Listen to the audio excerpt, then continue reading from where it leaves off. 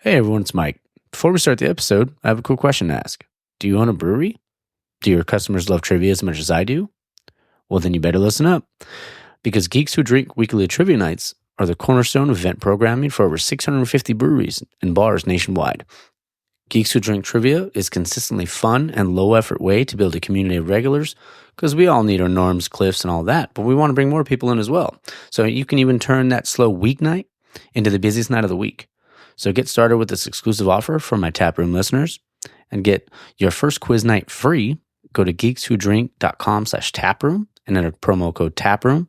That's geekswhodrink.com/taproom, promo code Taproom. And now on to the episode.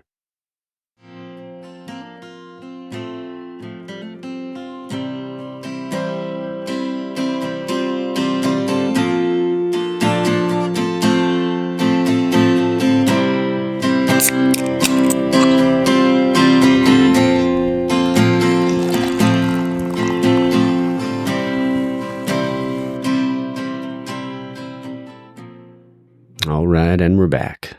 This is episode 80 of the Taproom Podcast, and I'm your host, Mike. Oh man, it's been a busy week at work. Not a lot, not a ton. Didn't do a ton this weekend. Got to kind of relax. Got a haircut Friday. Saturday went to Bottlecraft, which was cool. Morgan's snarling in the background, and so went and did that. Went to Ramirez Liquor down in Pico. When I got a few beers there. Smog City had some new ones, and then also got some ones from 8-Bit as well this week. Some really good ones, actually. So definitely did that. Yeah, but this week's episode is with Dario Martinez of Burning Daylight Brewing. He's the head brewer there. Man, what a nice guy. Dario, if you're listening, I'm sure you're listening, but thanks, man. That day was so fun. Like I showed up, when me and Morgan showed up, before we recorded, he brought me a ham and cheese from this bakery right by Burning Daylight. Man, it was the best ham and cheese croissant I've ever had in my life. That thing haunts me. But we had a great recording. Danny had come down that day after we recorded. We all had a few beers together. It was really fun. Got to meet his wife. Just a really, really cool day. Killer smash burger over at Burning Daylight. So that was awesome. He sent me home with a care package. It was, like I said, just overall, just a really great dude, a really great brewer, some phenomenal freaking beers. And I don't want to spoil anything, so I'm not going to mention, talk about, anything we talked about in the episode or in the interview. So what's called, what do we got? What else we got this week? Some headlines. Shohei joined the 40-40 club. You know me, not a Dodger fan, but, good for him. That's, it's good for him, good for the team. Another big thing, Culture Bowl's back. It's freaking back, baby. Already had our first major upset. Georgia Tech knocks off number 10 Florida State. And man, that is, pretty crazy. I don't think anybody really saw that coming. I did take the under in that game. And you know me, I always say take the over, but I had a feeling the under was going to hit in that one. The under was 55.5. And I got it, and they ended up hitting it 45. So that was awesome. Montana State beat New Mexico. SMU beat Nevada. It's a close one. I think the over-under on that game was I want to say it was 50 or around 55 as well. And then Hawaii and Delaware State, I think that the points was 40 points. There was no way that Hawaii was going to beat Delaware State by 40 points. No chance in hell. So I took Delaware State in the points. So covered that one as well. So hit my parlay, first parlay of the season. Let's go. Now I'm going to bring back the Mike's Picks of the Week. Starting next week, it'll be featuring a beer and then one college football pick. Last year, I didn't start the year all that great, but finished strong. So let's see. Oh, yeah. So I did want to give my picks for the playoff, who was going to make the playoff this year. So I got Ohio State winning the Big Ten. I think that's a lock. I think Georgia wins the SEC. Let's see who else we got. But I also feel like Texas is going to make it as well. And Bama. So I feel like the SEC is going to have at least 3 teams. I think Utah probably wins the Big 12. I don't really see anybody else really challenging them for that. Miami, probably the team to beat in the... I don't know, man. Something in my gut's telling me Clemson. So, you know what? I was going to go Miami, but it's just something keeps telling me Clemson's going to do something. So, you know what? I'm going to go Clemson. I think Notre Dame makes the playoff.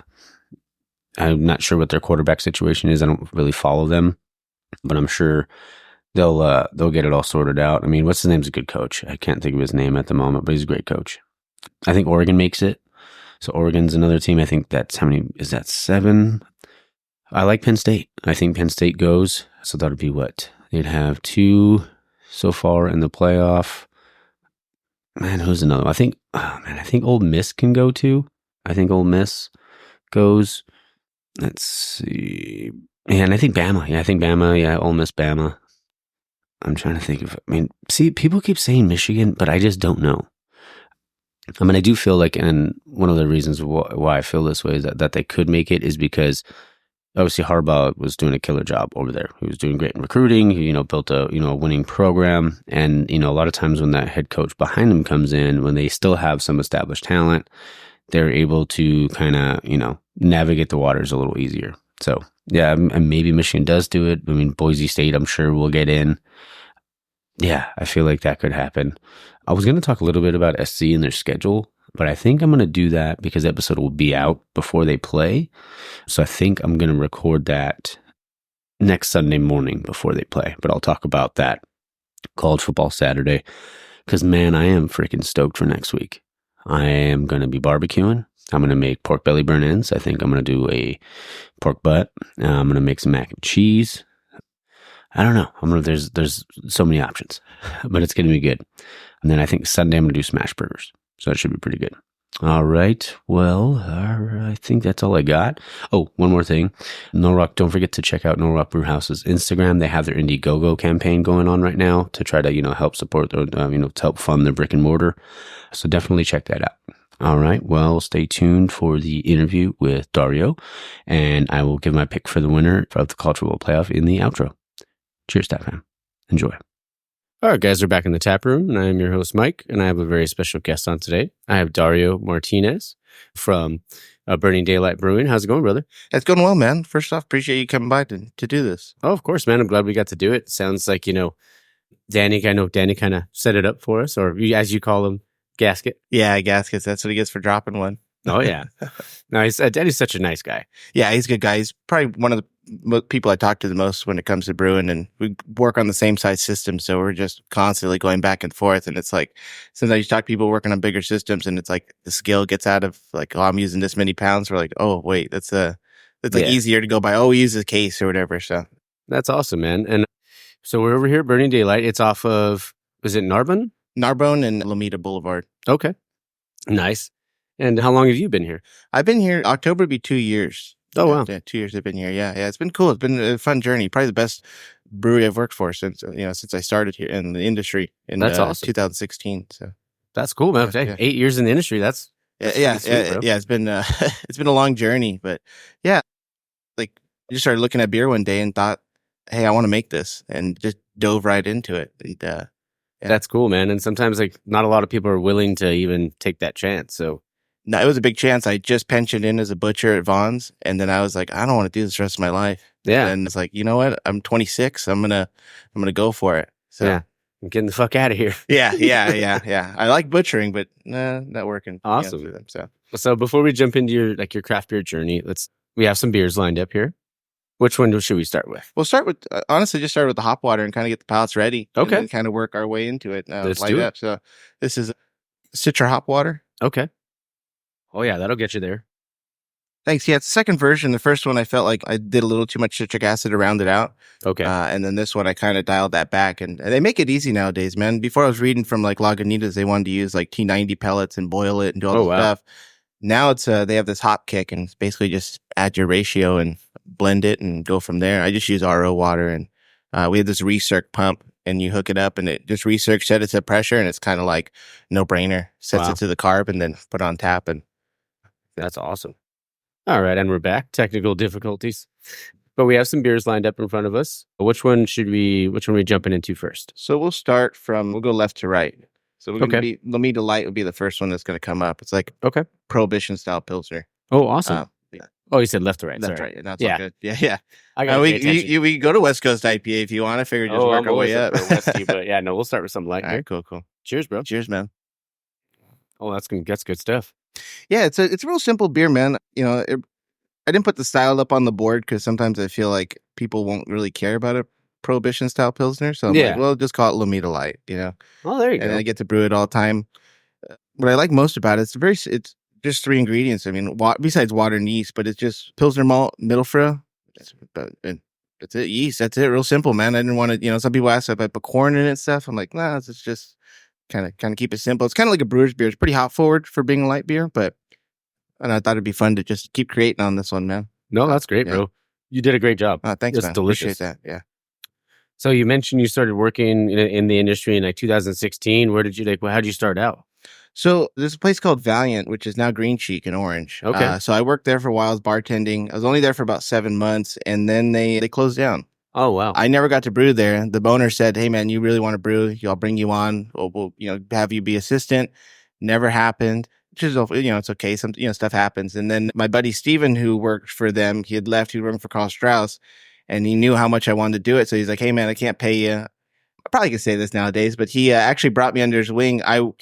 He worked at the downtown and Anaheim location, and he basically just brought me in, and I worked for free because I was in between jobs for about 3 weeks. Okay. So he showed me how to CIP, break down hoses, what kind of mash temp, how to get like a good consistency to water to grain. I mean, just like a full-on brew course. He just gave me all the information.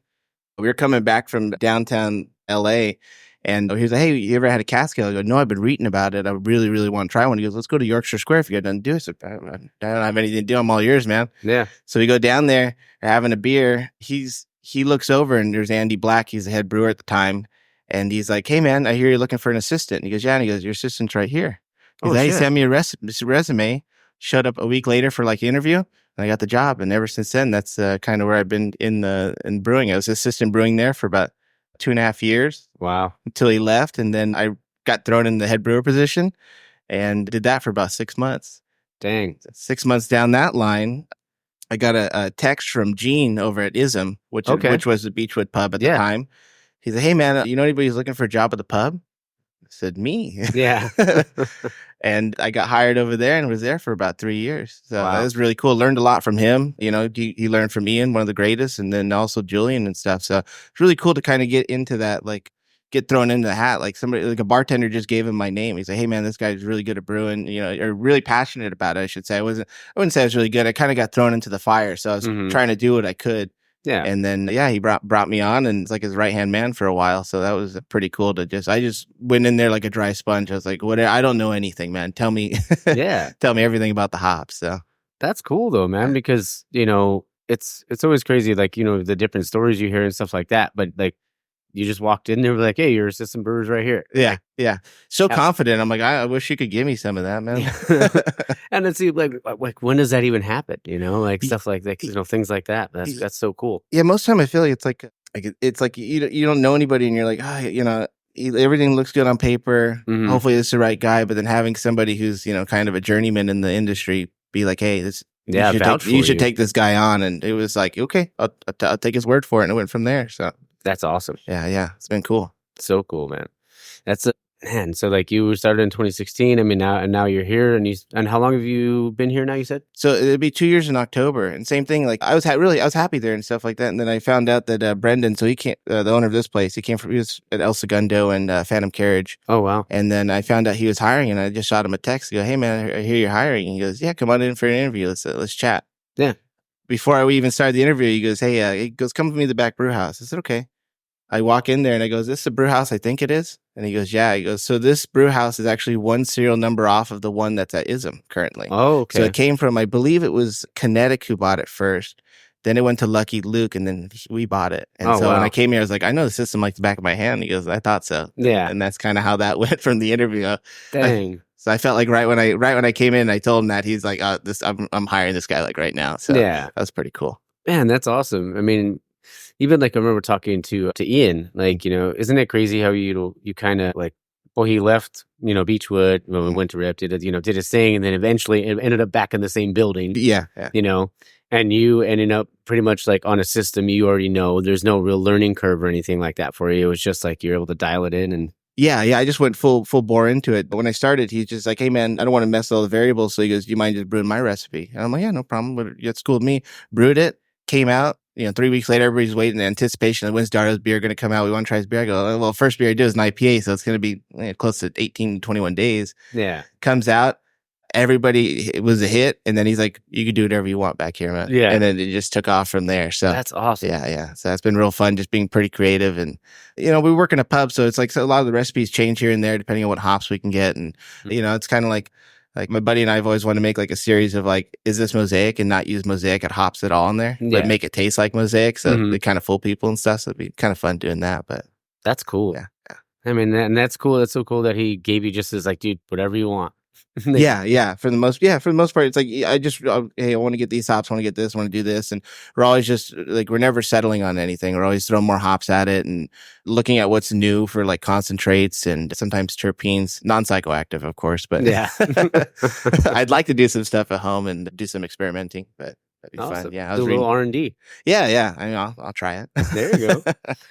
So, like, when it came to like, obviously the brewing side, did you homebrew before? Or yeah, I homebrewed a little bit. I took over my parents' kitchen one day and I was like, hey, I'm going to do a homebrew. And like, yeah, whatever. Yeah. They took off for a couple hours, came back home, like, what is going on right now? And I'm like, oh, I promise I'm going to clean this up. But there was hoses everywhere, there's beer on the floor. I had mops and towels. I had to boil over because I didn't know anything about firm cap. And oh shit, I'm sitting there with like a water bottle trying to stop the foam from coming up, and just going through all the heartaches home. I only did it a couple times because I felt like it was a lot of work for only 5 gallons. Yeah. And then luckily got into commercial very quickly after that. And then I was like, you know what? I think I'm just going to stop home brewing and try to do bigger batches and stuff and learn from people. So that's so cool. And I feel like, like yours and Danny's story is kind of similar because like he didn't really homebrew like a ton. And then you guys both just ended up becoming, these badass pros. So that's cool. It's an old Mandy Black used to say, I don't get out of bed for anything less than 300 gallons. Yeah. That's so awesome. Do you remember like the first recipe you ever did? As a home brewer or? Oh, either one, both. Actually. Home brewer was just a blonde. I did like an extract kit. Real simple. Now looking back on it, I wish I could taste it because I'm really curious what it would taste like, because now it's like my palate's changed. And back then I thought it was really good, but now I'm like, was it? But I had fun doing it. So, and I never got the clarity though. That was the hardest thing. I only did one blonde, the rest are porters.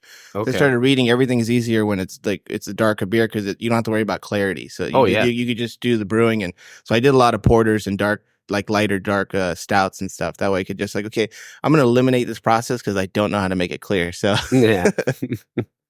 Oh man, that's so cool. Then, and you said your pro one was probably my first pro brew was at Yorkshire Square on my own. So we did a wheat ale. It's called Water Upon Sea. Okay. And my boss Andy at the time, he just like, hey, he ran me through how to brew it. Yeah, we did it, packaged it. We actually submitted it for CCBA and won a gold. Oh, so shit. The first pro beer I made won a gold for CCBA, and I was like, oh, I hope this isn't like the height of my career. This is it, one and done. So that's so awesome. Like, and it's cool hearing stories like that. Yeah, I felt bad for him because he tell me he's always trying to win a medal. He's been in the industry, he worked for El Segundo as well.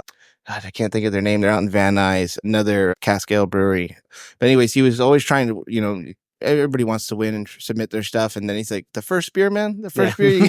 I go, it's your recipe. He goes, yeah, but you brewed it. He's like, you son of a bitch. Oh, man, that's so cool. I mean, I don't think I've ever heard of anybody doing that. I mean, or at least like, the first beer brewing on their own at the pro level and it winning a medal. So it's all because of him, man. He taught me the right way. So yeah. But that's awesome. Like you said, you were a sponge. You were willing to listen and not like and honestly that baptism by fire thing, I feel like there's so much to that. And a lot of people just want answers. They don't want to do the work.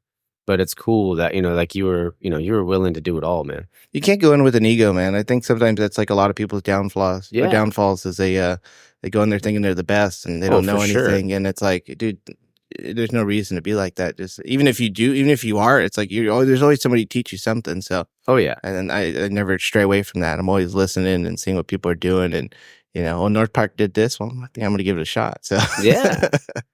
I mean, and that's the thing. There's so many like different resources out there, for, people to find and, if they want to get into the industry or anything like that, like it's, there's so much out there that you can't just make excuses. Yeah. you got to be inviting to people who want to learn. I feel like sometimes you get into something new and people are just like, oh, you don't know this thing? All right, well, then you can kick rocks. And it's like, wait, but remember when you started there and somebody helped you? And it's, I try to pay it forward in that sense. Anybody has questions, home brewers or whatever, it's like, hey, I'm an open sponge and I don't think I'm the best, but I'll tell you what I know. So, yeah. That's cool though. Kudos to you though for that, because there are, like I said, there's. I mean, I feel like that's one of the things I love about the industry. They're like everybody's usually welcoming and wanting to help. There are a few bad apples out there, but that's like in every industry, right? But I mean, I think that's really cool, bro. Yeah, it's awesome. It's a real passion for it, It's like nobody really wants to get up at 4:00 in the morning to come to work at 5 and be dirty and wet and steamy. Oh my gosh, yeah. Especially when you're hungover and you got those sweats going on. You're like, oh, this is the worst. But then you feel pretty good afterwards because you got it out. So yeah. Maybe a little, you got to try something off the tank too. Oh, there you go. A little hair of the dog. I remember what I was used to do, like one of my hangover cures. And actually, I'll mention that at the end too, because I want to ask you what your hangover cure is. I just popped in my head. But I would go hiking. Oh, nice. Yeah. Yeah. Maybe crack a beer on the hike. You know, you got it, dude. Yeah. That's the only way. But I feel like once you kind of get that sweat going, like that helps a lot. Yeah. I think you lay around all day and sometimes it's just like, it feels good. But then you're like, it's 7:00 and you're still like, oh, what did I do? I didn't do anything. Yeah. I'm just, pretty much. Yeah. Now with kids, I don't have an opportunity to lay around. He does not care if I'm hungover. He's like, Daddy, we're going outside and we're going to go play. Yeah. He's like, you're going to get your ass up. Yeah. And we're going to go outside. Yeah. He's all go, man. He's foot to the floor. So. That's awesome. Should we have the next one? Yeah. So next one's going to actually be Mexican lager. Okay. It's called Special C. Ooh, nice. I always love like the thought process behind the names and stuff like that too. That's always like fascinated me. Well, that'll get you there, dude. Thanks, man. Yeah, a lot of these. So I don't come up with any of the names here, which is actually nice because I'm not creative in that sense. To me, I just call it like IPA number 43. Like, there you go. But so Brendan, like the owner of this place, he grew up around here. So a lot of these beers, actually every beer has a name that references something. Okay. Special C is from this little Mexican joint. I don't know the name of it, but Special C was like, it was 2 bean and cheese burritos. That was like Special A, Special B, Special, and go on and so forth. But it was 2 bean and cheese burritos. So when people see it, like, Special C, is that from that one place? And I'm like, I go, I don't know the name, but I'm pretty sure it's what you're talking about. It's right here in Redondo, Hermosa, but everybody gets a kick out of it. And I don't have a can right now, but I'll show you labels later on. But it's got like 2 bean and cheese burritos, like walking down the street, and it's got like, says like special $3.99. So cool. It's pretty cool. Yeah. Dang. Are they still $3.99 or $2.99 or whatever it is? I don't know nowadays, man. Nowadays it's crazy. I was like, man, I might have to stop there and get a burrito later. I would be surprised you're over $12 now. Oh yeah, man. It's like food nowadays is insane. Even at like Wendy's or McDonald's is, Oh yeah, what is it? I mean, I don't really eat out fast food too much, but I drove by McDonald's. I'm like, it's $20 for like a burger and fries and a drink. I go, wow, I'll just go to a restaurant at that point, Yeah, might as well. Yeah, or go support a mom and pop. Yeah, that's the way I look at it. Try to do that. Most of the things I do is something small. Yeah. Because it's like, well, if I'm giving my money to somebody, it should be somebody like me, hopefully with the family, or just do working for themselves, the American dream. So. Oh, for sure. Supporting small business, and that's why I always say, like, drink local and, support local. So, and so we've talked about how you win a medal for the first beer you brewed on your own. Do you remember your worst brew day? It was like a worst week of brew days. Okay. I got so many stuck mashes, man. So the roller kit, when you mill in, sometimes you get stuff pre-milled, but you have a mill, so you mill in and it goes into the mash tun. Mm-hmm. The rollers got out of whack. Oh, shit. So it was turning everything into powder. And at that time, I didn't really know about rice hulls. So I was basically just creating concrete in a mash tun. Yeah. And I kept trying to underlet by bringing water into the bottom and trying to get it to reset. And I could not get it reset. I used a Grant and it would just like, it'd go and then stop. And it was like just long days. And then I started calling people, hey man, I don't know what's going on with this. And they're like, what does the consistency look like? Oh, it's like paste. And they're like, oh, your rollers are just crushing, you're crushing it too much. So it's like turning into that. So I had to go in there with it's like a soldering tool, or like a soldering, like a little piece of metal, and you put it through the rollers and you figure out the tolerance. And I was about a week or two of sitting there and adjusting. And finally got it out of there. And then I just started buying a bunch of rice hulls. Yeah. At that point, I'm like, well, they're like, it should be good now. And I did like that. There's like a little screen you run through and it tell you like, oh, this is like, you got a good consistency for the crush. Yeah. And I'm like, I'll still get the rice hulls. Yeah. Well, I mean, what's crazy? It's like, how like the importance of them, and like, feel like there's some places that, like, I remember like I think it was Danny, but might have been somebody else telling me like, oh man, like it's like if you got it and you have to use it. Like it doesn't matter what system you're on, like you're gonna have a stuck mash eventually, and it's just better just to use them so you don't have to worry about that. Knock on wood, not on this system. So there you go. Very blessed. That's awesome. That's cool though. I mean, I bet like those long days, and especially like you said, you were working on the little thing every day, trying to figure it out. Yeah, and people were, and I was there by myself because he had left. He moved back to Rhode Island, so he was just on the phone trying to help me. And he's like, "Hey, this is what I did to do it." And I think I got it. And he's like, "You'll know when you get it." And then finally, it's like, "Got it." And then I was like, "At this point, I'm just going to order a pre-milled malt. I'd rather truck it in by hand than deal with the stuck mash." Oh, for sure, man. I bet. Yeah. This is actually a question I've never actually asked anybody on the show before. But I was curious. I was like, because I get like sometimes I have to get myself psyched up for certain things or whatever, Well, at least I used to. Now, I mean, not with the show, but like when I was coach little kids or anything like that, I'd always have like my game day playlist. So I was always kind of curious for like, brewing, like obviously you're in the brew house. Like, are you listening to music? Is there something you do? Like if you've had a shitty day and you just want to get yourself psyched up for a brew day or something like that? I'm a big blues guy. Okay. I'll put that on, and that just makes me happy, man. It's not as upbeat as some stuff I'd like to, listen to. Like, especially when I'm graining out, I'll go out of the blues and I'll put on like Tech Nine, something hypey. But there you go. But for the most part, it's like I'll put on the blues, some good harmonica, some old, guitar, and just some singing of some truths. And it's like it kind of gets my day going, and that's cool, it puts me, it just makes me happy. It's like these people are, even though they're singing sometimes about hard times, it's like, well, I'm kind of in a hard time right now, so this is it fits pretty good, but.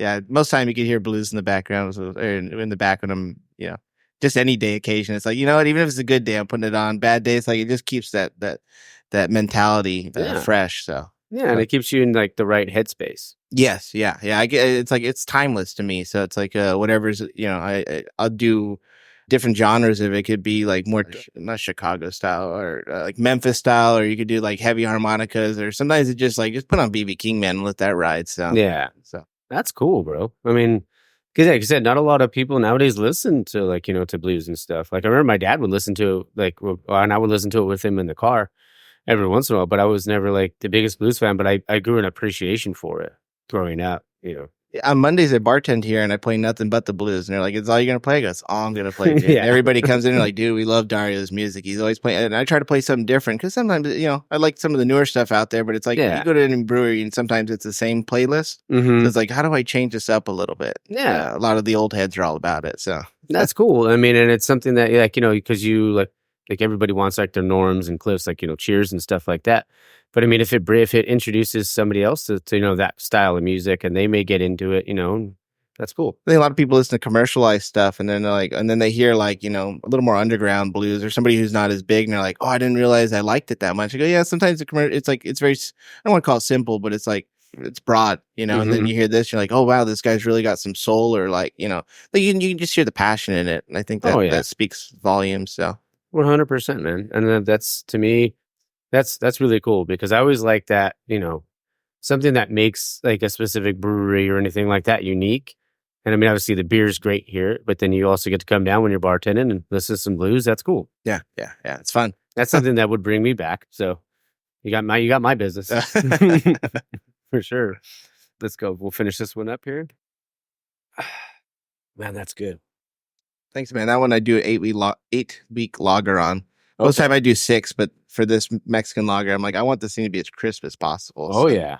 Oh, it's super crispy. That's what I was going to say, too. I was like, dang, just trying it. And like, wow. Sometimes with lagers, it's just time. It's like, you read stuff about Bierstadt and stuff. And I'm like, how the hell do you make this so good? And they're like, time, man. And it's like, I had a buddy who's a cellarman there, and he goes, "We lager for like 10 weeks, bro." Oh shit! They're stuck to like they can only produce so much because they lager so long. But it's you could turn some beers around pretty quickly. But I think it really shows when you just take the time and be patient and let it do its thing. In the yeast, it keeps working all the way through. Even now, even when it's in a keg, it's like it gets crispier and crispier and crispier. And then it's like towards the end, you're like, "This is the last keg. This is the best it ever is." What do you mean it just blew? I have to brew it again. Yeah. So it's crazy that you mentioned that because there was I can't remember the name of the beer, but they're like.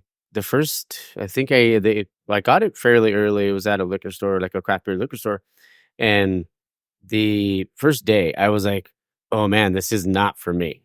But I had a 4-pack left I was like, I mean, a three after that first one. I was like, I also don't want to, not drink it. So like, I was like, all right, well, I'll come back to it. Like, I'll drink some other ones and I'll drink it. But then a couple weeks go by and I try it. I was like, I had another one. I was like, wait a second.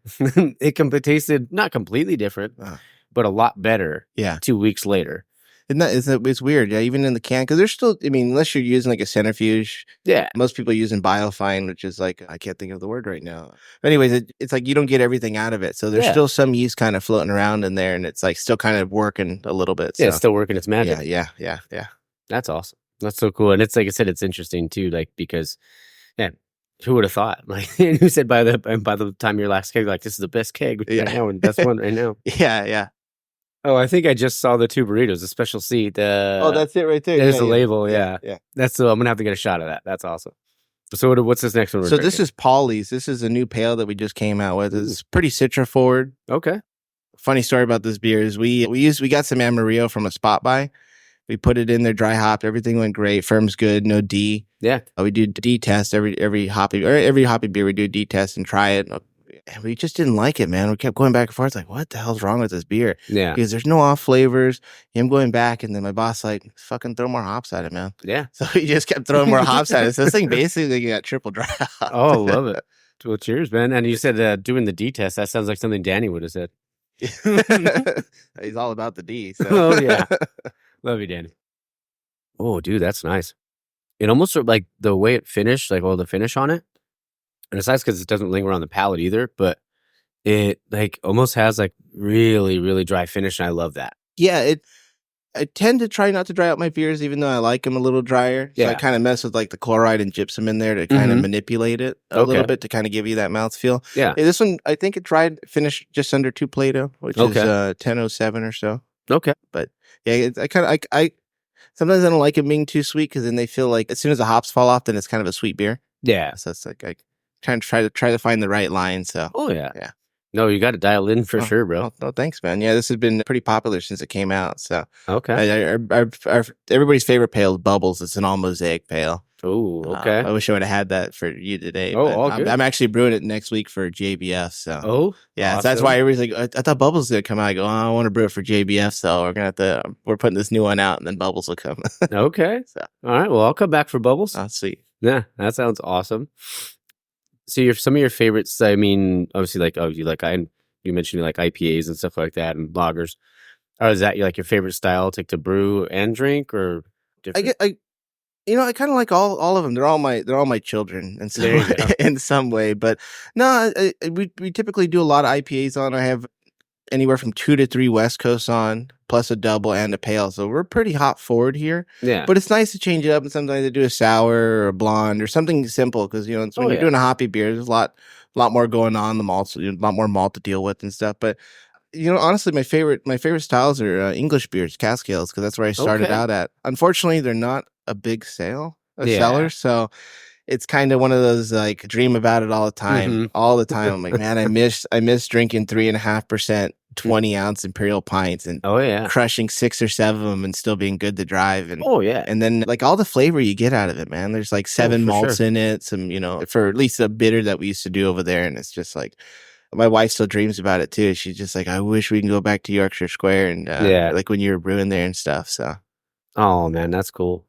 Did you ever like cream ales or anything like that? Yeah, I didn't mind cream ales. I feel like cream ales are like just the ale version of a corn lager. It's like the same idea. So those are cool. We used to do one at Beechwood called Foam Top, and I always like doing that. And it was funny because Gene was always like, "Hey, you're the English guy. You brew the English beer, bro." Yeah. And I'm like, "All right, I'm there for it, man." That's cool. Yeah, I think it was a long time ago, but I thought it was such a badass, like with my Boddingtons or whatever. My 4-pack of Boddingtons go into whatever party I was going to. Hey, there's a ping pong ball inside there. Yeah. And it was always like the weirdest thing because the second, because was it the nitrogen thing that's in there? But like it was, I just thought like, oh, look how cool I look. It was so stupid. I think I was like 18, 19 years old, but just dumb. Just young and dumb. And did a lot of dumb things back then. Yeah. Too many. Cheers, brother. Cheers, man. Oh man, you are 3 for 3. And this is where it falls. No, I'm just kidding. And this is how it is. Oh man. One thing I always love to ask too is like, do you have a desert island beer? It'd probably be those Cascades that bitter and the dark mild, both 3.6%, and it's like, man, I could just drink those all day. I never got tired of them. I'd go back and forth though, because sometimes I'm like, don't want a little bit with a little maltier and something kind of on the bitter side. But as far as like a race car beer goes, I'd say Miller Lite. Okay, I always have that on deck because sometimes I don't want to think about beer, and it's like, oh yeah, and it's even if I had the best beer in the world, I'm still picking it apart. Cause I'm like, how do I do something like this? What did they do? What this and this and that? It's like Miller Lite's always the same, man. It's 4.2%, and I don't have to think about it, and I get where I want to go. So, oh for sure, that's slow burn. Yeah, I was always like, I don't mind Miller Lite. Don't really care for Bud Light or Coors Light, but I do like a good Busch Light. I'll crush one. I'll crush like 12, 13, 14 of those. Actually, I don't know if I've had a Busch Light, man. It sounds weird to say. There's a lot of beer out there that I haven't had that I should try at least. Like a Yingling. Still never had one. Oh, you never had a Yingling? No, man. I've only had a couple, but it was like years and years ago. Like my buddy did a road trip out to Maine, and when he was coming back, he'd never had Yingling, but they stopped in Mass, and he bought a bunch after he tried it, and then brought it back. So he gave me a couple. But oh, that's cool. I was like 18 years old, I think. So yeah, you're like, I wish I could remember. Yeah, and it's hard to find out here.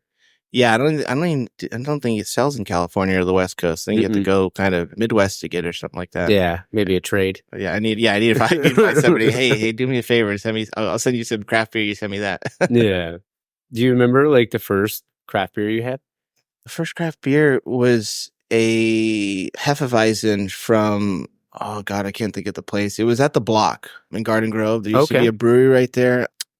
Gosh, I can't remember, but it was just a half, and that kind of got me into it. Because before that, I was just drinking vodka or whatever with juice and stuff, and maybe I'd have like a Bud Light Lime. Like, that was my introduction to beer. It's like it didn't get me there quick enough, so I never really cared about it. So yeah, you're like, it didn't get me there, so I had to drink Bud Light Platinum. But I remember having a Guinness, and I was like, oh my God, this is so bitter. Now I'm thinking about that. It tastes like kind of watery. So, but back then, your palate doesn't really know what's going on. It's like, this is really interesting. But yeah, it was a hef that got me into craft beer.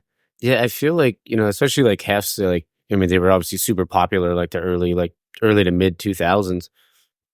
Like, honestly, I don't mind a hef every once in a while. Like, I'll have one, but I think that was probably what did it for me too. But it wasn't a craft one; it was Pyramid. Yeah, Pyramid. A staple. Yeah. It was one of my go-tos. But yeah, Stone was the one that my palate wasn't ready for it though. It was like, spit that shit out or puke it out. Either way, it's gonna happen. Yeah. I wish they made more grisettes. It's kind of like the hef or the wheat, that I really like to drink, but that's another style that nobody really wants or sells very well because it's hard to justify. Yeah. Beer's getting kind of pricey. So it's like, you're going to pay $8 for 4%, or you're going to pay $8 for the West Coast IPA or something, That's I totally understand people's price point on that. So. Oh, for sure. And that's like the first thing I was looking for, like a West Coast for sure. Like, or like if they have like a West Coast lager, West Coast Pilsner or something like that too.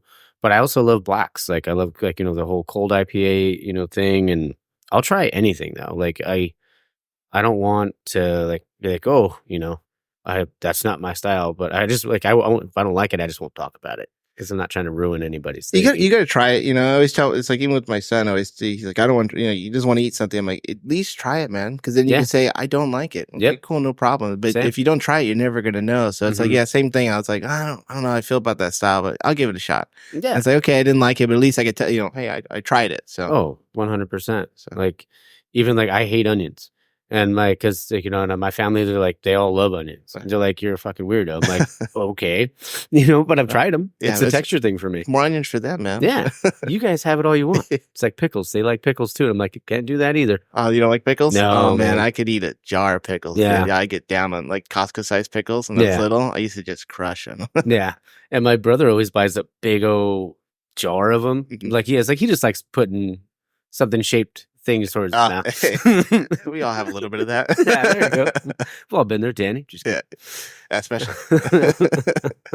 Too bad he's not here today to defend himself. I know. But it was cool running into him. Were you at LA Independent Beer Festival? No, I actually couldn't make it to that. that was Father's Day weekend. So actually we went out to June Lake. Nice. And camped out there. The first time my younger boys got to go out. So it kind of sucked because I was off that Saturday, but dude, packing and getting everything ready, I was like, man, I can't make it out there. And I really wanted to. And my wife's like, you should, like, you can go. And I'm like, I don't think it's a smart thing to do. So I end up backing out. But most of the time I work it because I enjoy just going out there and talking to people. And even like here when I sling beers, it's kind of nice to get feedback and then not know that I'm the brewer. Cause I don't like telling people that. Mm-hmm.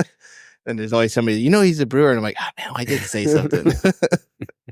If I wanted him to know, I would have told him. Yeah. But that's cool, though, because, I mean, you appreciate the feedback. And it is that brewer's mentality of it's never good enough.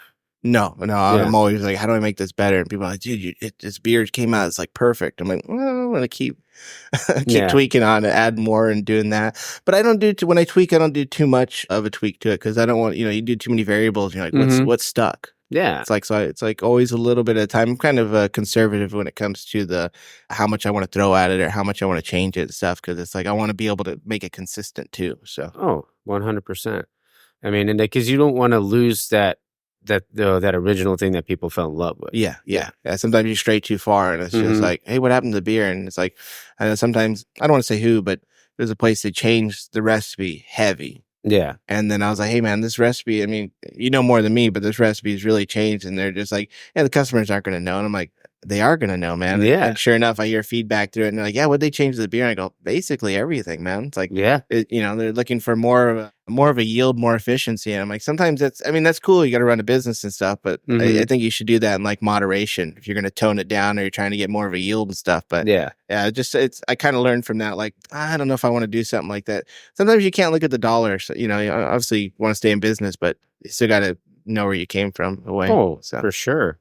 And, you talk about listening to the customers, getting that feedback.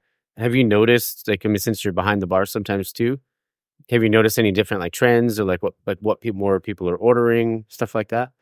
Here it's, man, you're either drinking, I have a blueberry blonde, you're drinking the blueberry blonde or you're drinking a West Coast. It's kind of like, and then some of the other styles fall in between, but we sell the most West Coast. Our biggest brand is probably the hazy, but I only make one hazy. So it's like, of course, that's like the biggest brand of it. But like, as far as like West Coast dominates here, there was a point where we ran out of West Coast for about 2 weeks. Oh, shit. And it was a shit show. Everybody was like, upset. Where's the West Coast? It's that we do, because we have food, we can order other people's beer. Oh, yeah. And even with other people's beer on, they're like, yeah, this is great, but we want your West Coast. And I'm like, well, I got these other West Coasts that are really good and stuff. And they're like, yeah, they're cool, but it's like one of those things like, so should I have not gotten these? Or Did they come with their pitchforks? Yeah. Well, I'm like, you guys drank it all during the anniversary. I don't know what to...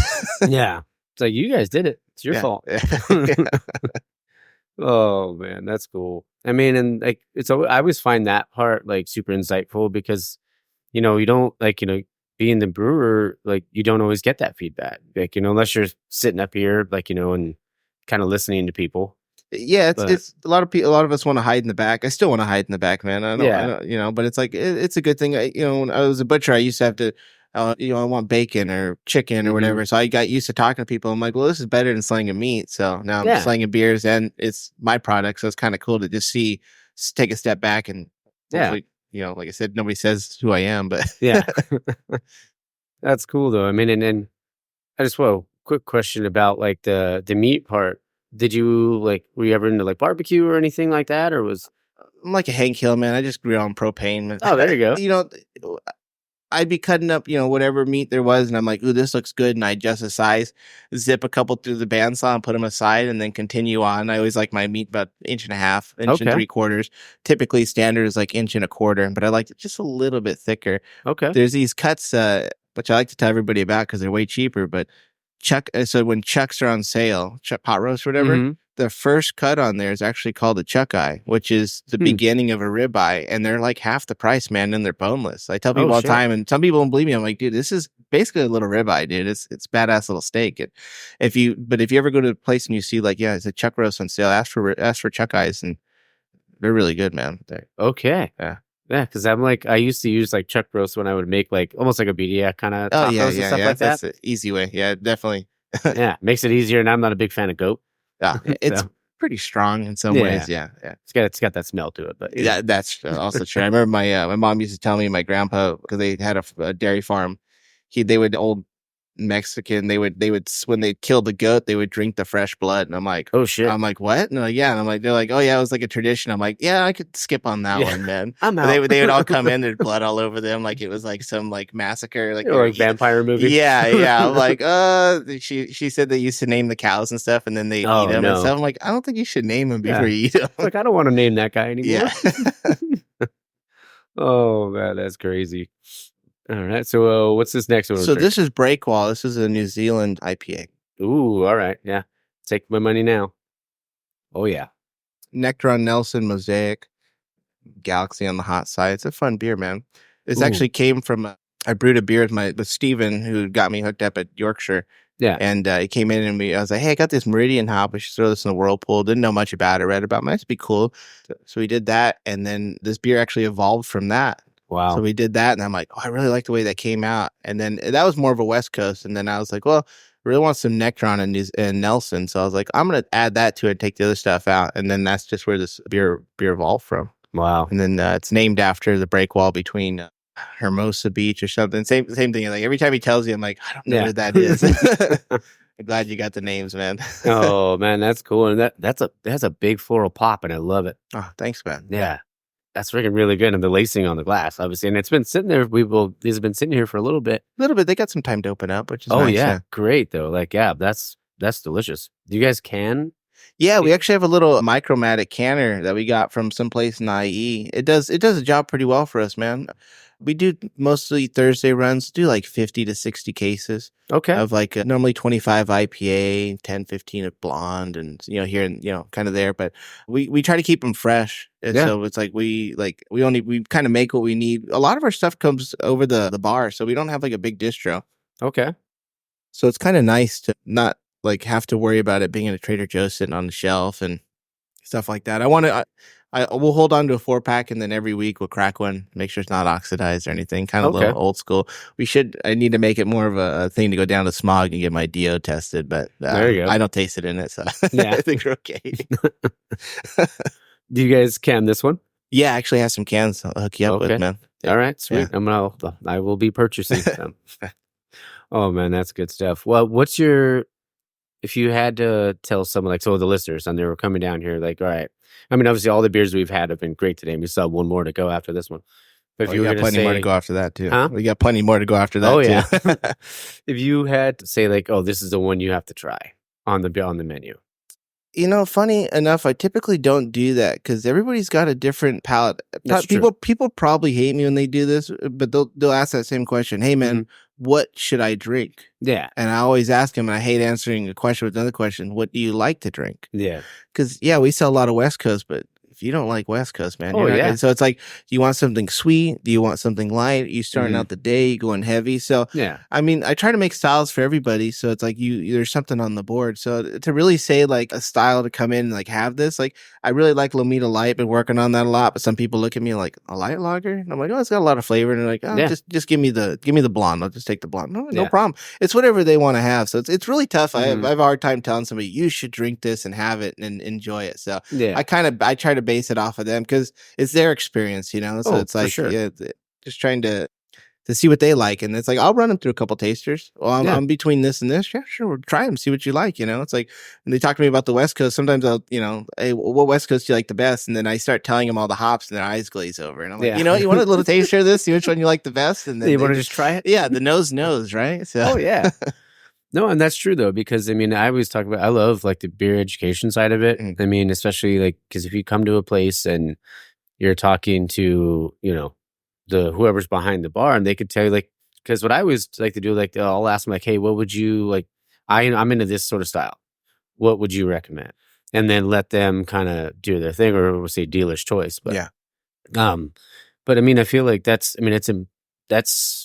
super important because I feel like the customers, like, they remember that, and it makes them like, oh, I remember I went to that one place, and then you kind of build that trust.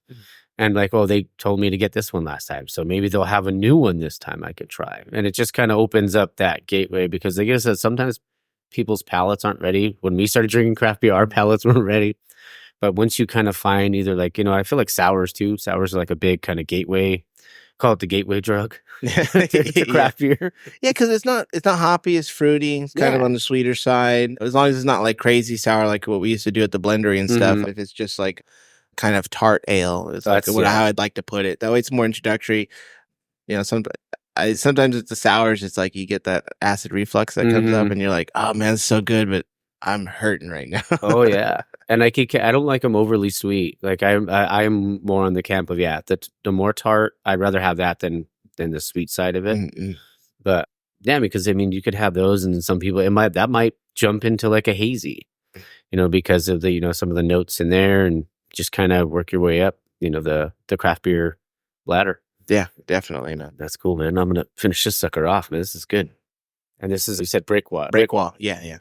I just put everything on the West Coast. Sometimes you start like we made a cold IPA called Cold, and had that under the description. And sometimes it's just, I feel like it's easier just to, it's just the West Coast, man, that we use lager yeast in. Or same like this, like New Zealand, like what's New Zealand? Like it might be a little grassy, more florally, and they're like, huh? It's West Coast. Yeah, it's West Coast IPA. And it's like I don't mean that to say like anybody's dumb or doesn't know anything, because we're all learning in some way. But it's like sometimes simple's a little bit better. Oh yeah, because sometimes people just want to come down and have a beer. Yes, yeah. They don't want to have to think about it. Yeah, you start putting descriptions on stuff, and people are like, I don't like that. I've never liked New Zealand, and like, they'll never have it. And I'm like, what's West Coast? Like, oh, I love West Coast. Oh yeah. Then they're all about it. So. No, for sure, dude. I love anything New Zealand. Like Rawaka is great. Like anything really, like isn't made I can't remember, it was like it was called a New Zealand style Pilsner or whatever it was. Something kumquat or I can't remember what it was called. Yeah. That was a good beer. Yeah, and I remember drinking it when I was with Ian. I was just like, Jesus, man. I was like, what are you trying to do to me? Because I was like, I knew I had to take something home. My buddy Zeke was he's no longer there anymore. He actually left the industry, unfortunately. But we all worked together at Beechwood before the ISM took it over. And so he was there, and he goes, yeah, dude. He goes, Ian's throwing the fucking hops at everything. Everything goes, everything, even like the red. He goes, dry hop that motherfucker. Yeah. I was like, what? He goes, dude. It was just like, are you sure you want to throw this in? Everything in there, man. Like, we're going to come out banging, and then they want a fucking gold for World Beer Cups. Like, that's huge, man. Gene deserved that. We won a lot of awards working for Beechwood, but for hoppy, it's like, I felt like the hops we never really, I don't think we ever placed for anything for JBF or World Beer Cup for hoppy, but it was always for something dark or milk stout and stuff like that. But it was really cool to see him. Like, cool, he got what he deserves. Yeah, he got his flowers. Oh yeah, for sure. And I'm like, dude, a new brewery. Obviously, he's been there for 10 years, so it's not that new to him. Yeah, just different ownership, but still super cool to see that happen. Oh, for sure, man. And that's so I was going to ask you like what you love about like the craft beer community, and I feel like what you said right there is like they hit the nail on the head. But yeah, what are like if there's anything else, like what do you love about how like what does a community mean to you is what I should say. We're pretty open to each other. It's kind of crazy that like we're not against each other. Like we're running our own business, but like we'll honestly we'll just talk about stuff. Like people want to like ask me something like, you want to see the recipe book? Like it doesn't bother me. It's like it's cool to be able to share all that stuff. And I feel like it's like a brotherhood, It's like we all look at each other and it's like, hey man, we're all in this together, kind of a thing. And it's a dirty job, but someone's got to do it, I guess, right? So for sure, man. So that's cool. And that's how I feel. Like I don't think there's any other industry out there that's like this open and like wanting to help one another. It's not just about like, oh yeah, there's competition obviously, but it's not like oh, I'm trying to put you out of business kind of thing. Yeah, I've even had Porter from Smog. One of our pumps took a shit on us, and I could not figure out how to get the face on there. So we called him. He's like, I'll be right over. Well, this guy's got a million things to do, and he's come over to help me with my pump and stuff. Yep. End up having to buy a new one, but still, it's nice. It's nice to see him. It's like, and I worked for him for a little bit, so which was cool. But it was just nice that he came down and like spent the time to run us through it, and then kind of get us there. But yeah, there's so many aspects to that where we all want to help each other make stuff better, and kind of go from It's about making, quality beer and, and doing what you love, really. Oh, yeah. Yeah. Yeah. That's for sure. Yeah. Man, speaking of Porter, if you're listening, love to have you on the show. I'll give you his information. Oh, here we go. If that happens, I might just, might have the big one right now. And so tell us, like, when it comes to, because you told me actually a really cool story off air about how Burning Daylight, they have full kitchen. Could you tell us that story you told me before? Oh, yeah. So when this place opened up, I believe it's 2018. 17 is when this is a new building. So we're the first business to be on the bottom floor. Above us, there's residential, like, tenants living up there and stuff. I think it's 5 places. They found, they wanted to open a brewery.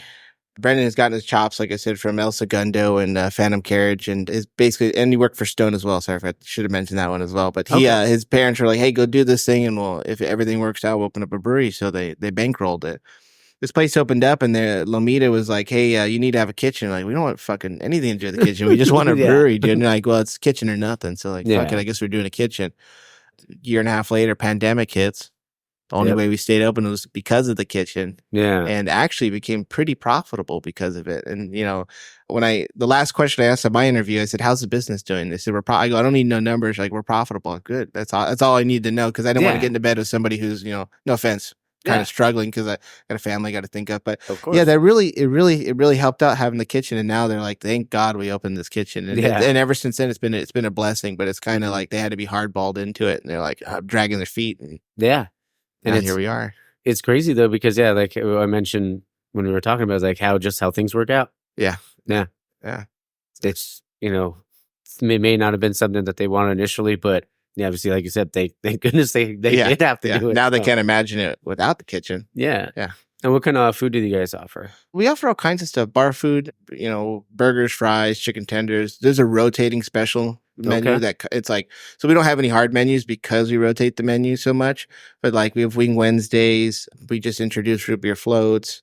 We did this pesto chicken sandwich that I had 2 days in a row. Oh, there you go. I had it as a salad. Hey, can you make it as a salad? And then like later that night, I'm like, can I have it as a sandwich now? Yeah. That's awesome. But we're always rotating stuff. Like we have Philly cheesesteak. I mean, seriously, all over the place with cool. Some of the stuff. So it's pretty cool to kind of have a variety. I think what I like most about it is like it's enough food to where you feel like I was fed, but not enough to where like I can't drink any more beer. Yeah. And that was Brendan's big thing is I want people to eat. I don't want them to feel skimped on food, but I also want to feel so full that I don't want any beer now. Yeah. So it's like it's kind of cool that he found the right amount. So that's awesome. That's cool. I mean, and honestly, like who doesn't love, bar food at a brewery, and then you don't have to worry about pop-ups or anything like that or trying to schedule stuff. So no, just whatever we have here. Mm-hmm. Yeah, it's nice. Awesome, bro. So we got one more. The last one for the recording. Then we'll have plenty more after that. Cheers. Now, which one's this one? This is the High Council. So this is actually for our patrons that come in all the time.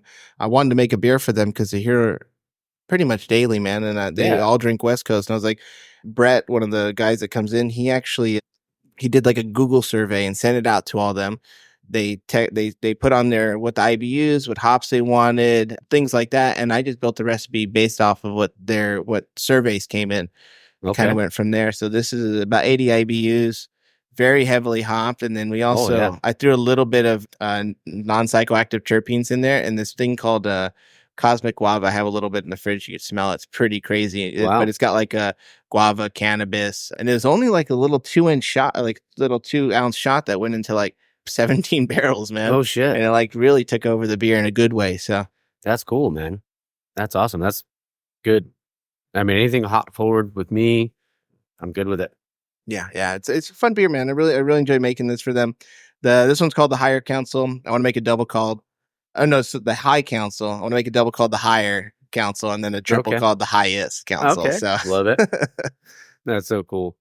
It always reminds me of like when I see stuff like that. I mean, I know it has nothing to do with Lord of the Rings, but I'm such a noted Lord of the Rings nerd that it just makes me think of like something like that. Like it makes me think of like the council that they have when they get the fellowship together. My wife says they sound so like not professional is not the word. They sound like they're like these important people that come in. I go, they're just drinking beer all day, man. It's not a bad thing, but yeah, it's awesome to see them. They're all happy about it. They're all stoked. We canned it for them. Oh, so, that's cool. They're like, dude, you got to get a case of this. Dude. Yeah, they're like all about it. They go over. We do a lot of every Fridays. They do bottle shares here. Oh, awesome. So then they also do stuff at El Segundo. So they take the beer over there and go back and forth, and we're all sharing beers and stuff. So it's kind of cool to see what's going out in the community and what's popular and stuff and what they're liking. And it's like, oh, this is awesome. Or because I don't get to get out as much. So it's nice that the beer got to come to me. And that's cool, man. So, there's a couple more last couple questions I wanted to ask you. I know maybe it's the chicken sandwich or the chicken salad, but what's your favorite thing to pair with? Like, what's your favorite food to have with a beer? I'm fat, man. I like everything. There you go. But honestly, my wife always makes fun of me. She's like, "You're gonna turn into a taco. I eat fucking tacos." And I was like, "Yeah." I go, "But I get low carb. I ask for 1 tortilla. There you go. But give me 4 tacos. I want them loaded up to the gills." Just trying to close it. Yeah. And she'll text me, "What'd you have for lunch today?" And I just send her a smirk. She's like, "Tacos again?" I'm like, "They're fucking good, man." What do you want me to do? Well, it's like half the time I don't really have a chance to sit. So you eat a salad and it takes like 20 minutes to eat the salad. And the salad's cool, but sometimes like, I'd rather just have that at home for dinner. So it's like, give me some tacos. I can house those real quick and get right back to it. I don't like to sit for too long. I get lazy. Yeah. And then I was like, I don't want to go back to work and grain out. So it's like I always wait to grain out and then I eat. Because if I eat before graining out, I'm like, this sucks. This is the worst. Yeah. Why am I doing this? Yeah. Why did I choose this job? Yeah. Can I get Could have been slicing meat right now. Yeah. Freezing cold, man. So, yeah. It's like 32 degrees. It was so cold. I bet. I've seen people like cut their fingers and stuff on the bandsaw. You can't feel the end of them and stuff. So it's like you're cutting like this meat that's like really chilled. And then it's like, you like cut your finger and I'm like, sometimes I don't even know right away. And I'm like, oh my gosh, this is yeah. Is that my finger or yours? Yeah. There's this guy, I can't remember his name, but he had a really bad stutter. Nice guy, but he had a real bad stutter, and he cut his finger, and that stutter went away. So we were kind of messing around with him. Like, you should cut your fingers more often. He's like, you guys fucking suck, dude. he had a good sense of humor about it. But it's just one of those things like, whenever you stutter, and he's like, fuck you guys. Or he cuts another finger and it comes back. Yeah. Oh man, that's crazy. But last question. If you were going to give advice to someone, that wanted to get in the industry, whether it was like maybe starting a brewery or just like getting into the brewing side of it, what would you tell them? To be comfortable with the uncomfortable, man. Yeah. The rose lenses eventually come off, and it all boils down to the passion of wanting to make the beer and do the product and really wanting it. I think also being open to criticism is also a big thing. Just to have, I guess, thick skin, but you just got to hear from everybody what's going on and be okay with it. Hey, man, if there's hopefully not enough flavor in there, but if there's some way to make it better, it's like try to make it better. I feel like you don't want to sit on a pedestal and feel like I make the best beer, to me. It's like, yeah, but you got to, in some ways, appease everybody else. So it's like, like I said, you just got to be open to it, man. And then the other thing is like I kind of make like making beer for yourself, dude. Not like it's cool. Like, I'd like to make a beer for Mike, but it's like, how do I make a beer that I really like that I think Mike will really like too? Yeah. Because then it's like you do your barbecue and stuff, right? It's like, do you do stuff that people want you to do, or you do something that you like and people are like, fuck, Mike, this is killer. Yeah. Kind of a thing. So I never thought about it that way. Yeah. Because I barbecue all the time, which I'm sure you see on my Instagram. Yeah. But like, I was asked, like I'll ask my family, because I'm usually barbecuing with them, like, hey, what do you like? What kind of menu do you want to do? Like, what do you want to do? And then was like, all right, well, let's do like, smoked meats or something like that. Like, all right, so then I'll cater to that. But yeah, like you said, I always want to make sure that they enjoy what I'm having. And for whatever reason, I guess I've always been this way. I always want to make sure that everybody else eats first. I always eat last when I'm cooking, because I want to make sure that there is enough for everybody. Because I'm of the mentality it's better to have too much than not enough. But I always want to make sure that everybody else is taken care of before I'm taken care of. So that makes sense. It's a good mentality, man. I'm the same way. I'm like, everybody's like, oh, you cooked everything. I'm like, you guys eat, dude. Like, I always have this. I made this for you. Yeah, but if you love something, I think people will follow in that sense, especially if there's a passion, or like I said, like, what is Mike like? Oh, fuck, that's really good. I never thought about that. I think it's a good way to stay on brand for stuff. Because yeah, man. And honestly, like, not trying to blow smoke up your ass or anything like that, but kudos to you, bro, for like not being afraid to take the leap and, take that chance. And because, you said you had just got certified and all that sort of stuff. But for you to be like, fuck it, I don't want to do this rest of my life.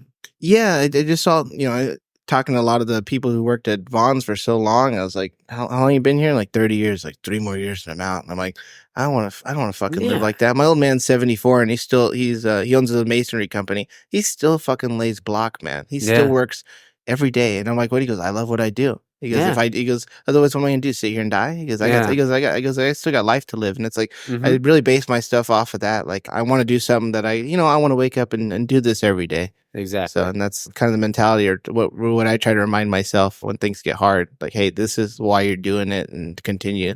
Yeah. Luckily, I have a supportive wife who's always pushing me to, hey, don't let this get you down. Just keep going, keep going, keep going. So that's awesome. And kudos to your wife for doing that and for having that support system. And, like obviously like your dad, seems like would have been a big motivation for you. So, man, that's really cool. And one of the things I like to say, not necessarily on this show, is just because you've been doing something your whole life doesn't mean you have to do it the rest of your life. Yeah. And, that's something that resonates with me because, dude, if you're not happy, then what's the fucking point? We only get one shot at this. Yeah. At least that I know of. Yeah. I mean, and even it's a Sunday morning. We're both here. We thank you for the ham and cheese croissant again. But we get to have a couple beers. We get to talk and about something we love. Oh, yeah. Yeah. That was what's exciting about it. My wife's like, when I was getting ready to go, she's like, you a little nervous? I'm like, I've never been on a podcast or recorded it. I hate the sound of my voice, so that doesn't help. But it was just like, you know what? I go, I I binged your show because it's like I don't want to walk in here blind. I kind of want to. It's like you listen to so many people and you're like, oh, she always makes fun of me. She's like, you think Joe Rogan's your friend because you listen to him. I was like, well, not necessarily. You just listen to some people, so it was nice to be able to hear you and be like, hey, I kind of got an idea of what this guy's like. This is going to be fun. So it's like almost like a friend I've never talked to. Yeah. So. And that's why, when Danny told me, I was just like, dude, he's like, he's all, do you want his number? I was like, yeah, send it over, dude. Like, yeah, I want to get to know everybody because everybody's been so welcoming, at least to me. Like, anytime I've talked to anybody, like, I know I said it earlier, so I'm going to sound like a broken record, but what other industries like that? There really isn't, man. People are like, oh, you make beer? And I'm like, yeah, like, that's fucking cool, dude. Yeah. I think what you're doing is cool, man, because it's like, there's a lot of podcasts out there, and I shouldn't say a lot. There's a handful of podcasts out there that talk about, like, they get into the details of beer, and that's cool. Yeah, like the technical stuff. But it's nice to, like, you're like, yeah, that's cool, but let me hear your story, man. Yeah. And I think that's, like, you're doing the Lord's work in that sense of promoting these people and getting them out on air, and, it's appreciated, and it's kind of cool to hear where everybody's coming from, because we all put our pants on the same way, man. Nobody's better than the other person in a sense, but and you guys all want to make the same thing. You want to make something that someone's gonna love, and that you're gonna love, and it's your passion. So, I mean, if I could, help a brewery or help a person, anything, just to be able to hear their story for me, like you said, all I care about is the story. Yeah, I shouldn't say that, because I love beer. So at the core of it is about the beer. But to me, it's more about, the person behind it and the people making it and the stories they have to tell. Yeah. People make the world go round, man. Oh, yeah. Because it's all about the journey. Yeah. So Dan Morgan just keeps rapping her damn leg. She's a good girl, man. Oh, yeah. No, she's been quiet. So she was burning up the other day when we were at Noble's recording an outro. Or just recording a little segment. And she was, it was so hot over there. So she was having a rough time, but she was a trooper. And I'm usually able to edit sound out. So yeah. Well, it's a good thing she's got a beer with her too. Oh yeah. Got to do it, right? Yeah. Oh, but man, thank you again. And you know what? One last thing. And I would say, I know you, because, but the kid doesn't care. You mentioned earlier, kid doesn't care if you have a hangover. But did you ever have a hangover cure? Like something that you would have when you were maybe in our younger days? Menudo, man. Huh? It's menudo. Okay. Yeah, stomach for your stomach, man. That I don't know. That's that true. My wife's like, I don't know how you eat that shit. I go, when I'm hungover, a big bowl of menudo, all the lime, oregano. So dude, I feel like a new man. That with the beer, and it's like I'm back to me. Let's get some more drinking going. But yeah, that's like, I don't know if it's like an old school thing, but I remember my mom always making it and cutting up the tripe and cleaning it and stuff. And then I was like, I just fell in love with that. And people were like, you eat that soup? Yeah. I won't eat ranch or sour cream or like random stuff like that. But like, you're gonna eat stomach? And I'm like, it's so good. Like, yeah, dude. Because I've always been more of a pozole guy. But I do. I mean, I would just tell my grandma when she'd make it, like, just a big bowl of hominy. Oh. Give me the hominy. Maybe put some tapatio in there and, and whatever tortillas you got. Yeah. I don't care if they're stale because they're going to get wet anyways. Oh, yeah. It's going to be great. Yeah. Well, yeah, I haven't had that in, geez. I mean, we used to go to like some restaurant. I can't remember what it's called. You would just be able to take your pot way back when. and they would just fill up your pot. But it was only on Saturdays or Sundays. Yeah. Menudo's the best, man. You just got to find the right spots. It's got to be clean. If it's not clean, it's kind of gross. Yeah. You really got to clean that. But yeah, you go into somewhere where they don't speak any English, you're in the right spot, man. Yeah. That's exactly where you want to go. You know it. Oh, yeah. Oh, man. Mine would have been always vitamins. Well, at least as I got older, it was vitamins. When I was younger, it was like a wet chorizo burrito from somewhere. Oh, yeah. Chorizo eggs and papas, man. Oh, yeah, dude. So good. And there's a place, if anybody listening, or if you're ever in the area, because you're from, I won't say where you're from, but. I could tell them. Buena Park. Buena Park. There's a place, but it's in Pico Rivera off of Telegraph and Lakewood, or Rosemead. I think at that point, it's still Rosemead. And it's called Burrito Exchange. Oh, okay. And the original Taco Bell is what the building is, what their Burrito Exchange is at now. So the original Taco Bell in Downey is that's where their Burrito Exchange is now. You have to bring a burrito to get a burrito? Yeah, you think so, right? With that name. But man, one day I was like, I was with somebody, we were driving, and we wanted a breakfast burrito.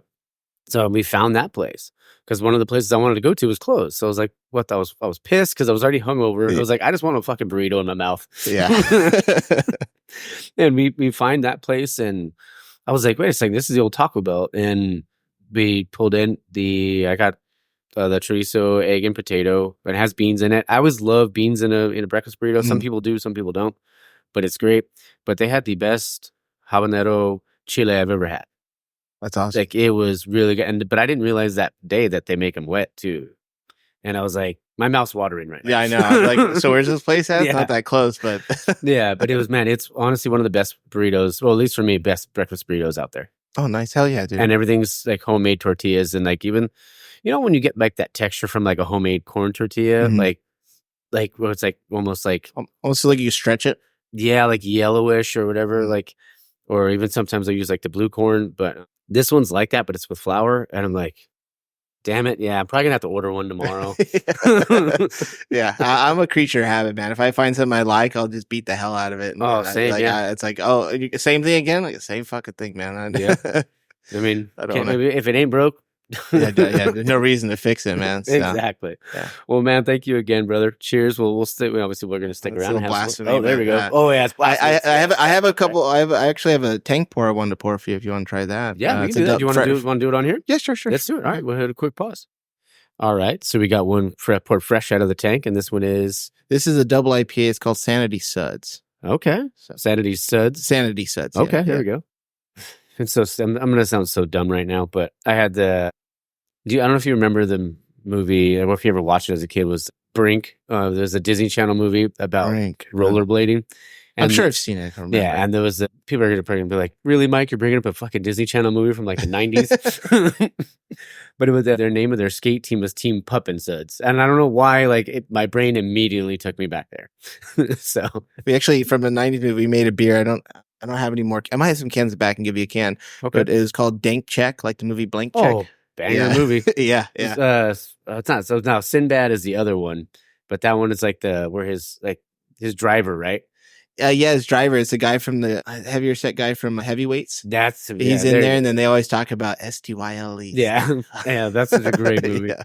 Then he runs out of money. Yeah. Oh, $1 million got you a lot back then. Yeah. What was the guy's name? Macintosh. Macintosh. What do you sign the check under? Yeah. Yep. Yeah. That's how Apple got its break. Tone Loc was in that movie, wasn't he? I don't know who that is. Oh, he's an old rapper. Oh, okay. I'm trying. Yeah, I think it was Tone Loc. Some other random guy. Some other 90s villain looking dude. I need to go back and watch that movie. I remember it very well, but not I just remember the kid and having that slide that was to his room that goes down to the pool. Yeah. I'm like, I fucking wish, man. Fucking dream, dude. I used to thought if I won $1 million, I'm set. Oh yeah. It's like, what more do you need? Yeah. Oh man, I was kind of curious too, and I know I said I was going to stop asking you questions, but no, keep asking, man. That Lomita Country Club, like who does the merch?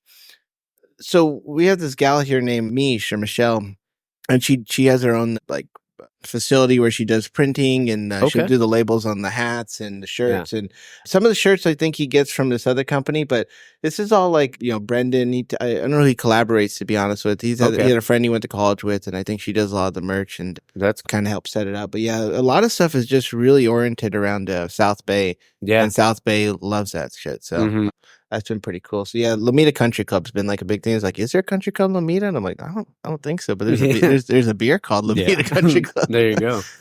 Even when I saw because I just noticed like a couple minutes ago, but the lighting, what do you want to call them? Oh, the hops, the chandeliers. I guess you want to go hop chandeliers. Yeah, hop chandeliers. There you go. Yeah, those are pretty cool. Yeah, there's a lot of little detail in this place that I thought was super unique. Bro. Yeah. Stuff that he had built and just kind of thought about over the years. We have some cool neon signs that sit out and a lot of, just memorabilia hanging around. And it's pretty cool to see. Oh, I love it, bro. This is like, it's all wheelhouse for me. Cause I mean, like I grew up surfing, in Huntington with my stepdad and, I haven't surfed in 20 years. No, probably like 10, 15 years now. But that was like, as a kid, like it was like, as soon as I walked in, I saw the surfboard, and just seeing like the little like things and stuff like that and being, in the South Bay, that's cool. Yeah. The more you look, the more you'll see. There's just these little hints of details that doesn't really pop, but then you're like, oh shit, that's cool. They did this. And and even, seeing those, like that was like, dang, that's awesome. And I love that, like, cause I think I have the original black sticker. Mm-hmm. You know, what's crazy? I've never been here. Somebody gave me one. Oh, nice. But I've had it on my beer fridge for a couple of years probably now. But I was like, oh, I never even like, I always see it. I see it every day because it's right on the front. And then when Danny told me, he's like, oh, you have Burning Daylight. I was like, huh, okay. I was like, fuck. I was like, that's kind of like, how it just kind of came. I was like, oh, dang, that's cool. Like cool the way things played out. Yeah, that was really cool of him to hit me up because all I did is text him and just be like, hey man, I saw his girlfriend, now fiance, she posted on her Instagram him on the thing. I'm like, motherfucker did a podcast? Yeah. Didn't tell me?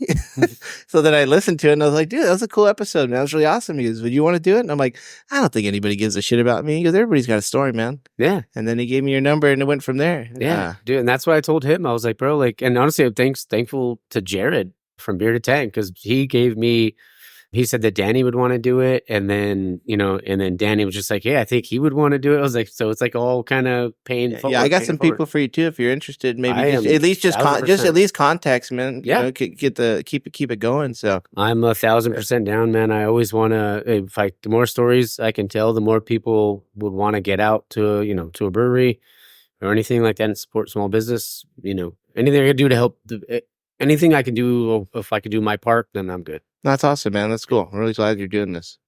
Thanks, brother. Yeah, I'm totally down to do that. Should we finish this sucker? We'll finish this sucker. 8%, dry as a bone.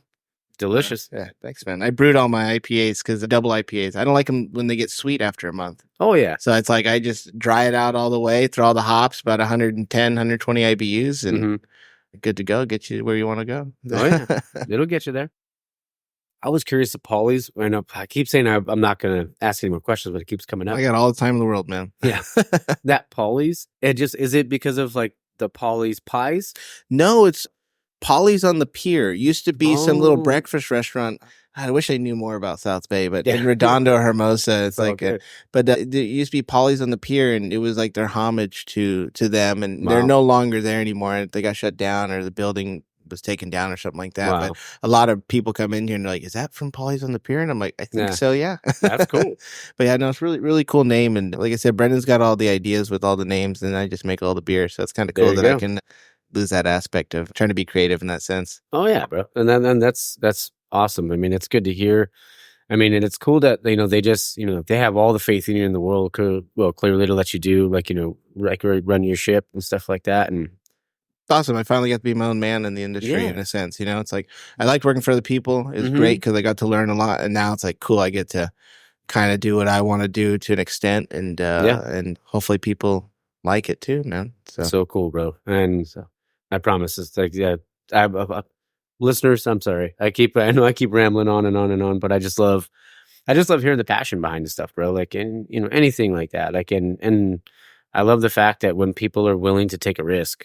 Even though shit might not pay off sometimes, right? It was scary, but luckily, I guess in the beginning, I had a withdrawal card so I could go back to it. Oh, okay. But after, I think it was 3 years. After 3 years, I remember the month leading up to it. And girlfriend, but now wife, but she was just like, so you're going to keep doing this? I go, I have a month to figure it out. I go back and get everything I had, my pension, same pay, same job, everything I was at. And then I remember the day before and I was like, nah, fuck it. I'm not going back, man. I'll collect that pension at some point. But yeah, that's awesome. And here I am now, man, and I'm not looking back. So I got hopefully some ideas in the brink, and something comes out. But there it is. Yeah. Well, thank you again, bro. Hey, thank you, Mike, for coming out here. No, I'm glad I got to. I mean, now I want to come down and then hang out with you guys. Oh, you know what? If you would want to, so right now, Jared and Danny have been talking about doing an episode together. If you'd be up for it, we could do all the three. We can do like a brewers roundtable. Dude, that'd be super cool, man. Jared's the man. He's been in the industry for a while. I don't mean this in a bad way, but he's like the grandpa, like that. Even though he's just older than all of us, but he's been doing it for so long, man. He's such a nice guy. Yeah. He's so open to stuff. He invites people to do all these things for like every GABF and World Beer Cup. He has, I think you heard on the podcast, he invited you to come out. Dude, we have a bottle share, a beer to tang. Yeah. Everybody brings crowlers and growlers, and we just have a good time. We drink each other's beer, and let me try this, let me try that. Fuck, that's good, dude. Did you submit that? Son of a bitch. Yeah. So did I. But it's all fun, dude. But yeah, Jared's really big on doing that. I think that's super cool. But yeah, I'd love to sit in with you guys and do that. I think that'd be awesome. great. Yeah. Being able to do just the three of you guys or whoever else, like, get them to jump in and just talk about and even like everybody bring like a beer or two and talk about the process for that specific beer, because then we can go into like details about the brewing side, but then also just share stories. Yeah, no, that'd be cool. Yeah, awesome for sure, man. So down. So we'll get that date figured out. Then I'll talk to, because I know we don't have a hard date or anything like that set up just yet. But yeah, I mean, that would be cool because it's not far from you. It's not far from me. Everybody's kind of in that area. So it'd be cool to just go to I call them the breaded wang. But yeah, the breaded wang. I have names for everybody. If I have a funny name for you, I like you. I wouldn't say something about somebody I don't like, but the breaded wang. I always tell guests because we can meet over there, get some food stuff. But every time, I just want to crush their lagers, dude. They're so fucking good. They always have the 2 brewer taps in the back right there. So it's just like hey, this and this, and some. I think at one time they had I think they had Coors Light or something on or something like that. I was like, hell yeah, guys. I think it was, was it Danny or was it Jared? I'm trying to remember, but damn it, I'll probably remember off air. I'm like, son of a bitch. I'll say it in the outro if I remember. So, but thank you again, brother. Appreciate it. Can't wait to do that. Awesome. That'd be exciting. You. Yeah. And we'll get another beer. All right. Well, cheers, man. All right. Cheers, brother. Thanks again. All right. I hope you guys enjoyed that. Like I said, Dario is such a great dude. We're planning on getting some beers. So we were supposed to go out, get to grab some beers today, but he's got some stuff going on. So looking forward to having some beers with you, bro, and Danny, and looking forward to that round table we're gonna do sometime soon. So it's exciting. Yeah. I think that is all I got. Oh wait, yeah, the National Football Play. I mean, I said the National Football Playoff. Wow, the College Football Playoff pick. I have flip-flopped on this so much between Ohio State, Georgia, and I was debating on throwing Alabama in there as a potential winner. I think Jalen Milroe is going to be great. Caitlin DeBoer is a great coach, clearly. And like I mentioned, sometimes it's a lot easier when there's an established, instead of having to build a program back up, you can come into an established program that already has talent there. I know there was people that left, but it's Alabama. They recruit at one of the highest levels in the country every year. So year in and year out, they're pulling in great talent. So I think they can. I think they can win it. But I think I'm going to lean on, I'm just not sold on Carson Beck just yet for Georgia. So I think Ryan Day gets over the hump. I'm going to go with the Buckeyes. All right. Well, that's all I got. So I hope you guys enjoy the week. I have a short week this week. I'm only working Monday, Tuesday, so I'm pretty damn excited about that. And then off the rest of the week. So, all right. Well, yeah, get out there. I think I'm going to still go grab a beer later with Jizzy. Grab a beer, go to your local brewery, support your local brewery, find your beer, baby. All right. Cheers, Step Man. I'm going to I'm going to eat some tacos right now. I got tacos and nachos and tamales waiting for me. So my fat ass is about to let's get it on. I should have said to quote Mills Lane from Celebrity Deathmatch first, but either way, cheers, Step Man.